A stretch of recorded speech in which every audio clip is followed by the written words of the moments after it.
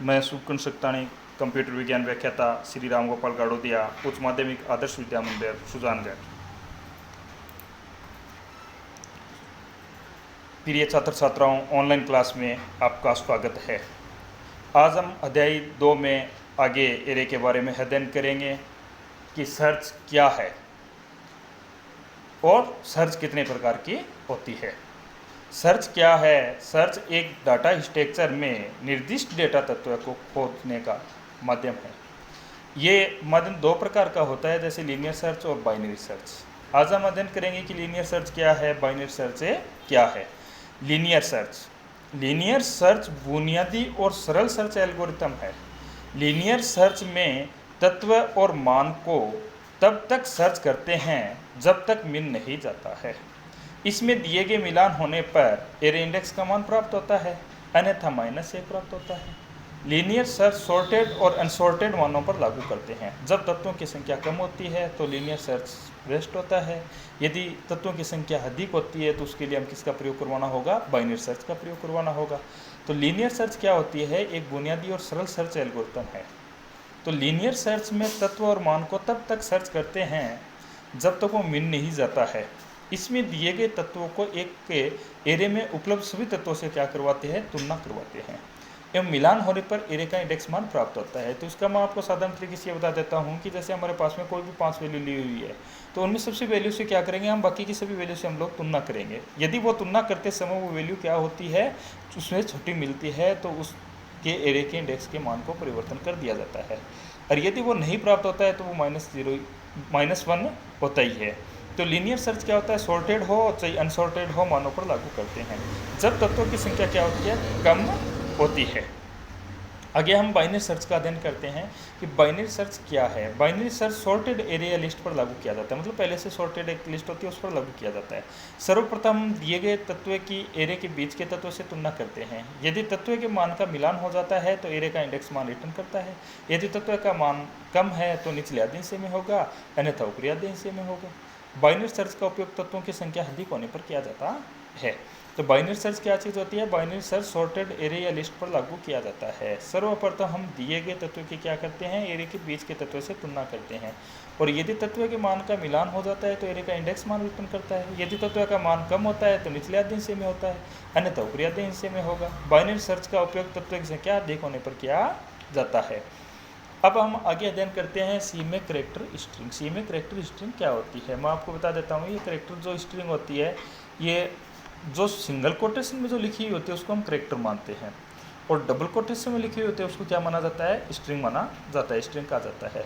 तो स्ट्रिंग क्या होती है? वास्तव में एक आयामी करैक्टर एरे ही है जिसके अंत में क्या होता है? नल करैक्टर होता है। यदि हम नल करैक्टर नहीं देते हैं तो कंपाइलर कंपाइल करते समय क्या करता है? अपने आप नल करैक्टर को ले लेता है। यदि हम भूल जाते हैं, हम नहीं लिखते हैं, तो भी करैक्टर क्या करता है? लास्ट की नल वैल्यू को अपने आप स्वीकार कर लेता है। जैसे हमने एक करैक्टर के अंदर एक एरे लिया है ए नाम से, जिसमें 6 लिखा है, तो HELLO हेलो नाम हमने लिखा। तो हेलो नाम में कितने हैं? सारे 5, और लास्ट इसकी क्या होती है? नल वैल्यू, उसको करैक्टर में ले लेते हैं। और अब हमने एक डबल कोटेशन में हेलो नाम लिखा है एरे के अंदर, तो वो स्ट्रिंग के अंदर है। तो एरे के अंदर में क्या होता है? नल करैक्टर जोड़ने के लिए करैक्टर स्ट्रिंग की लंबाई हेलो शब्द में कुल अक्षरों की संख्या से क्या होती है? 1 अधिक होती है। तो इसलिए हमने उसमें 6 लिया था, और यदि हम उसमें साइज़ नहीं देते हैं तो एरे अपने आप क्या मानता है? उस साइज़ को, लास्ट वैल्यू को, नल को स्वीकार कर देता है, और अपने आप उस साइज़ को क्या करवाता है? बढ़ा देता है। उसके बाद हम लोग देखते हैं सी भाषा के अंदर फंक्शन। तो सी भाषा के अंदर फंक्शन कौन से है? जैसे सबसे पहला फंक्शन है strcpy, S1, S2। S1 और S2 स्ट्रिंग के लिए लिया है हमने, स्ट्रिंग 1 और स्ट्रिंग 2 के लिए। तो स्ट्रिंग S2 को S1 में कॉपी करता है, S1 के अंदर क्या करेगा? कॉपी करेगा। जैसे हमारे पास में एक राम एक कुमार शब्द लिया हुआ है। अब राम के अंदर हम किसको कॉपी करना चाहते हैं? कुमार को। तो उस शब्द को बढ़ाएंगे तो फिर क्या बन जाएगा? राम कुमार शब्द बन जाएगा। आगे हमने लिया str केट का मतलब कनेक्शन से होता है, कनेक्शन करवाना। स्ट्रिंग 1 को स्ट्रिंग 2 के अंदर क्या करवाना होता है? कनेक्शन करवाना होता है, मतलब उसके अंदर जोड़ना होता है। तो उस तरीके से हमने पहले पढ़ा ना, CPY कॉपी करवाना, मतलब S1 में S2 को क्या करवाता है? वो कॉपी करवाता है। राम शब्द था और उसके अंदर हमने किसको कॉपी करवा दिया था? कुमार को कॉपी करवा दिया था। तो राम से क्या हो गया था? वो कुमार कॉपी हो गया S1 के अंदर। देन स्ट्रिंग केट के अंदर क्या होता है? स्ट्रिंग का कनेक्शन करवाना, संबंध स्थापित करवाना। S1 है उसके अंदर S2 की कॉपी करवाई जाती है। और उसके अंदर क्या करवाया जाता है, कनेक्शन करवाया जाता है S1 का S2 के साथ में। जैसे राज और कुमार अलग अलग शब्द थे, राज के साथ में कुमार को हमने क्या करवा दिया, कनेक्शन करवा दिया। तो स्ट्रिंग S1 के अंत में क्या होगा, S2 को जोड़ता है, तो किसका कार्य होता है, स्ट्रिंग के फंक्शन का कार्य होता है। ये सारे के सारे फंक्शन कौन सी हेडर फाइल के अंदर लिए जाते हैं, ये भी हमारे से पूछ सकते हैं। तो ये सी के लाइब्रेरी सारे फंक्शन है और ये स्टेलिक.h हेडर फाइल के अंदर लिए जाते हैं। कुछ मैथ के फंक्शन आते हैं, वो मैथ.h हेडर फाइल के अंदर आते हैं। जैसे हमने इनपुट आउटपुट के फंक्शन पढ़े थे, वो कौन सी फाइल के अंदर आते हैं, studio.h हेडर फाइल के अंदर आते हैं। अगला फंक्शन है strlen। str का मतलब स्ट्रिंग, लेन का मतलब लेंथ। तो S1 की जो लंबाई है उसको बताने के लिए काम में लिया जाता है, तो S1 स्ट्रिंग की लंबाई को बताता है। अगला फंक्शन है strcmp। str का मतलब स्ट्रिंग की, cmp मतलब कंपेयरिंग, तुलना करवाना। मतलब S1 की S2 से हमें क्या करवाना है, तुलना करवाना है। यदि S1 S2 के समान है तो 0 रिटर्न करेगा, क्योंकि कोई वैल्यू उसके समान होगी तो क्या है, 0। यदि आपके पास में, मान लो एक एग्जाम्पल लेते हैं, हमारे पास में 10 रुपये और आपके पास 10 रुपये, अब तुलना करवाते हैं दोनों के पास कितने, तो दोनों के क्या हुआ, बराबर है। तो बराबर होगा तो क्या होगा, वो कहेंगे 10 में से 10 घटाओ तो कितना बचेगा, 0। अन्यथा यदि S1 छोटा होता है S2 से तो 0 से कम रिटर्न करेगा, और यदि S1 बड़ा होता है S2 से तो 0 से ज़्यादा रिटर्न करेगा। इसी प्रकार हम आगे चलते हैं strchar S1, CH। मतलब स्ट्रिंग S1 में कैरेक्टर CH की पहली आवृत्ति को पॉइंटर करके देता है। कौन करेगा, स्ट्रिंग है उसमें S1 है, उसमें जो कैरेक्टर लिखा हुआ है CH की, उसमें पहली आवृत्ति को क्या करता है, कि पॉइंटर को देता है। पॉइंटर वैसे एक वेरिएबल ये होता है, लेकिन उससे पहले हम क्या करते हैं, एक एस्टेरिस्क का चिन्ह लगाया जाता है। मल्टीप्लेक्सन जो गुणा का चिन्ह हम बोलते हैं, स्टार का चिन्ह जो बोलते हैं, वो लगाया जाता है। तो ये एक एरी की तरह से मान को क्या करवाता है, भंडारित करवाता है, लेकिन उसके अंदर जो पहली जो आवृत्ति होती है उसका पॉइंटर देने के लिए काम में लिया जाता है। अगला फंक्शन है जैसे इसी प्रकार str मतलब string S1 S2, string S1 में स्ट्रिंग S2 की पहली आवृत्ति का पॉइंटर देने के लिए काम में लिया जाता है, स्ट्रिंग फंक्शन काम में लिया जाता है। तो हम लोग इस प्रकार देखते हैं ना कि strcpy हमने पढ़ा, कॉपी करवाने के लिए हो गया स्ट्रिंग की, strcat कनेक्शन करवाने के लिए हो गया, strlen लेंथ बताने के लिए काम में हो गया, strcmp स्ट्रिंग की कंपेयरिंग तुलना करवाने के लिए काम में होता है, strchar स्ट्रिंग करेक्टर को ऑप्शनरी के अंदर तुलना करवाता है, str का मतलब क्या होता है, स्ट्रिंग S1 में स्ट्रिंग S2 की पहली आवृत्ति का क्या करता है, पॉइंटर को देता है।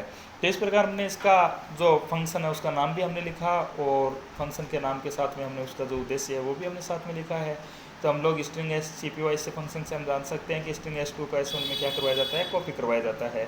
स्ट्रिंग कैट के अंदर हमने क्या पढ़ा था कि स्ट्रिंग S1 के अंत में S2 को जोड़ा जाता है। स्ट्रिंग लेन के द्वारा हमने पढ़ा था S1 स्ट्रिंग की लंबाई को बताता है। strcmp S1, S2 है वो, यदि स्ट्रिंग S1 एवं S2 समान है तो 0 रिटर्न करता है, अन्यथा यदि S1 छोटा होता है S2 से तो 0 से कम रिटर्न करता है, और यदि S1 ग्रेटर देन S2 तो 0 से ज़्यादा रिटर्न करता है। strchar करेक्टर के लिए होता है। S1 CH मतलब स्ट्रिंग S1 में करेक्टर जो CH की पहली जो आवृत्ति होती है उसका पॉइंटर देता है। आगे है str तो स्ट्रिंग के लिए S1 S2 मतलब स्ट्रिंग S1 में स्ट्रिंग S2 की पहली आवृत्ति का पॉइंटर देता है। मतलब सी भाषा के हमसे फंक्शन पूछ लेते हैं, कोई भी 3 फंक्शन के नाम हमसे पूछ लेते हैं तो हम 3 फंक्शन के नाम बता सकते हैं, कोई 4 फंक्शन के नाम पूछ सकते हैं हमें, या हमें कोई भी फंक्शन दे देते हैं उनका कार्य पूछ सकते हैं कि किस तरीके से हम इन फंक्शन का उपयोग में लेते हैं, या हमें ये पूछ लेते हैं कि इसको कौन सी हेडर फाइल के अंदर उपयोग में लिया जाता है। तो हम लोगों ने पढ़ा कि इनपुट आउटपुट के लिए studio.h हमने हेडर फाइल पढ़ी थी। अब हमने पढ़ा था CLR SCR जो क्लियर स्क्रीन होता है, और गेट CH जो स्क्रीन को रोकने के लिए काम में आता है, उसके लिए हमने किसका प्रयोग किया था, conio.h हेडर फाइल का प्रयोग किया था। इसी प्रकार हम लोग इन फंक्शन को पढ़ते हैं, stelic.h हेडर फाइल होती है, स्टैंडर्ड लाइब्रेरी एक हेडर फाइल होती है, उसके अंदर हम कार्य लेते हैं। कई ऐसे जैसे मैथ के फंक्शन है, कॉस के साइन के हम यूज़ लेना चाहते हैं, या हम पाई के और की यूज़ लेते हैं, उसके अंदर मैथ.h हेडर फाइल का हम लोग क्या करते हैं, प्रयोग करवाते हैं। इसी प्रकार हम आगे चलते हैं स्टैटिक और डायनेमिक मेमोरी एलोकेशन। एलोकेशन का मतलब होता है आवंटन करना, मतलब उसको क्या करना है, लोकेशन के अंदर उस स्थान को बांटना। तो डायनेमिक जो मेमोरी एलोकेशन होता है, डायनेमिक का मतलब होता है गतिशील, परिवर्तनशील, तो वो रन टाइम पर किया जाता है, क्योंकि रन टाइम पर भी हम उसमें परिवर्तन कर सकते हैं। जबकि static memory allocation run time से क्या किया जाता है, पहले। स्टैटिक का मतलब क्या होता है, स्थिर। तो स्थिर कोई भी चीज़ होती है तो उसका प्रयोग हम क्या करेंगे, पहले ही करेंगे, तो रन टाइम से पहले किया जाता है। लेकिन वेरिएबल के मानों को रन टाइम पर बदला जा सकता है। वेरिएबल का कोई भी मान होता है, उसके मान को हम लोग क्या कर सकते हैं, रन टाइम पर परिवर्तन करवा सकते हैं। आगे हम देखते हैं कि static memory allocation running time में बचत करता है। ये थोड़ा गलत लिखा है, इसमें सनिंग लिख दिया, ये रनिंग है। रनिंग टाइम में बचत करता है, लेकिन सभी मामलों में ये संभव नहीं हो सकता है। डायनेमिक मेमोरी एलोकेशन इसकी मेमोरी को हीप में सहेजता है, और स्टैटिक मेमोरी एलोकेशन इसके डेटा को मेमोरी के डेटा सेगमेंट में सहेजता है। तो आपसे यदि क्वेश्चन कर देते हैं कि स्टैटिक और डायनेमिक मेमोरी एलोकेशन क्या है, स्टैटिक क्या है, डायनेमिक क्या है, सबसे पहले तो हमें इनके अर्थ को समझना है। तो स्टैटिक का मतलब स्थिर होता है, और स्थिर कोई चीज़ होती है वो रन टाइम से पहले की जाती है, और डायनेमिक होती है वो गतिशील परिवर्तनशील होती है, तो वो रन टाइम के बाद भी किया जा सकता है। तो हमने ये चीज़ लिखी है इसमें कि dynamic memory allocation run time पर किया जाता है, जबकि static memory allocation run time से पहले किया जाता है। लेकिन वेरिएबल के मानों को रन टाइम पर बदला जा सकता है। तो static memory allocation running time में बचत करता है, लेकिन सभी मामलों में ये संभव नहीं हो सकता है। डायनेमिक मेमोरी एलोकेशन इसकी मेमोरी को हीप में सहेजता है, और स्टैटिक मेमोरी एलोकेशन इसके डेटा को मेमोरी के डेटाबेस सेगमेंट में सहेजता है। तो इस प्रकार हम लोग क्या है कि आज हमने अध्ययन किया किसी भाषा के फंक्शन कौन से होते हैं, उसके बाद स्टैटिक डायनेमिक मेमोरी एलोकेशन का अध्ययन किया हमने। सीमित कैरेक्टर स्ट्रिंग के बारे में हमने पढ़ा है, सर्चिंग पढ़ी है कि सर्चिंग क्या होती है, कितने प्रकार की सर्चिंग होती है। तो हम लोग आगे इनका और भी अध्ययन करेंगे। आज के लिए इतना काफ़ी है। धन्यवाद।